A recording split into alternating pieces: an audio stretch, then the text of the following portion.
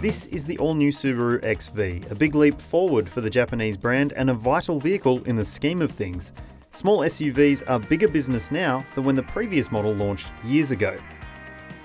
So, with heaps of new competition, does the new XV do enough to stand out?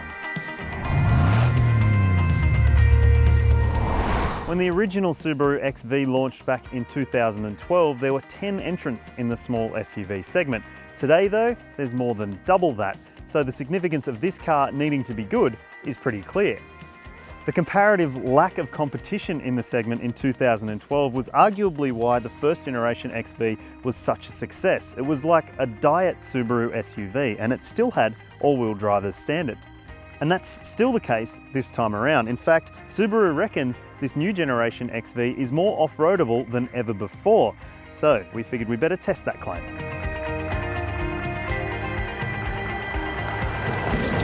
Well, it gets the brand's symmetrical all-wheel drive system, but this time around the XV has borrowed some hardware from its big brother, the Forester.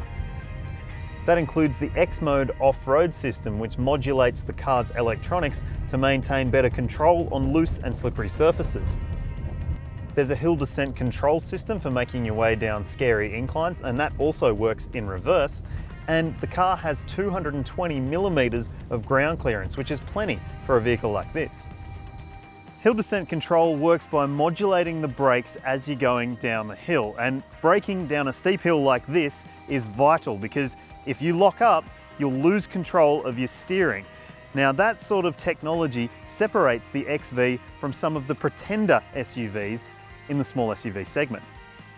The all-new XV mirrors the Impreza upon which it's based, with much more space and a far more upmarket cabin than the model it replaces. There's easily enough space back here for a couple of 6-foot adults or a couple of kids. There's dual ISOFIX outboard anchor points, and there's 3 top tether seat points as well. The biggest negative of this back seat is this middle rear seat belt. It's a bit dicky to operate. When you do get it to work, you've got to feed it through here, then feed it across. It's just painful. I don't know why Subaru can't integrate a middle rear seat belt like so many other car manufacturers manage to do. The boot isn't massive either. Subaru says it's just 310 litres in capacity, which puts it a heck of a lot smaller than plenty of hatchbacks on the market, not to mention some of the small SUVs it's up against. Still, the boot has a bigger opening than the previous car, which makes loading in prams, luggage and recreational items a little bit easier. Up front, you get Subaru's new bright and shiny infotainment system, which is so much better than the screen in the old car. You get the latest smartphone mirroring technology and integrated sat-nav with an 8-inch screen in the higher spec models. If you buy a lower spec model, you do get a slightly smaller screen. Connecting your phone to the car is a cinch, and it reconnects quickly as well. If you prefer to use the latest smartphone mirroring, Apple CarPlay and Android Auto, that makes living with the car just that little bit easier. Also means you can keep your hands off the phone. With its big icons, the screen is a simple system to use for anyone, but it's not just the infotainment system that's taken a step up. The materials are better, the finishes are more special, and in all honesty, it feels like a car that's 2 generations newer than the existing model. And the good news is the drive experience is better on the road as well. The new XV has the same 2-litre 4-cylinder boxer engine as is seen in the Impreza. It has 115 kilowatts of power and 196 Newton-meters of torque, which is a bit measly for this class, and it feels it on the road with the continuously variable transmission, or CVT, feeling like it's robbing it of power. Hear that?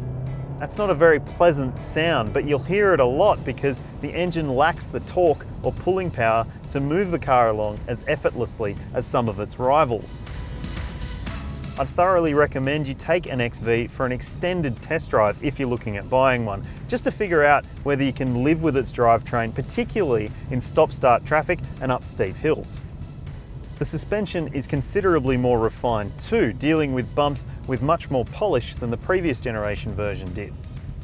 In the top spec XV, you get pretty much all the safety you could want, including a camera system which will control the adaptive cruise control. There's also blind spot monitoring and rear cross traffic alert, and will apply the brakes if it thinks you're going to hit something. so it's got plenty of stuff, but as you can probably tell, the ride can be a little bit sharp over rough surfaces, particularly at lower speeds. While at first glance the all-new XV may not look too different from the model it replaces, it is in fact based on an all-new architecture. Its headlights are more streamlined, and while the cladding and chunky wheels remain, it certainly is a more mature looking, if not as playful, take on the theme of the high riding hatch. So, is the new XV an improvement? You bet.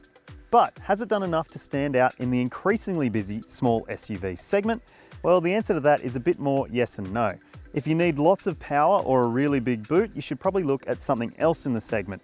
But if all-wheel drive and a nice interior are your priorities, you should definitely take a look at the new XV.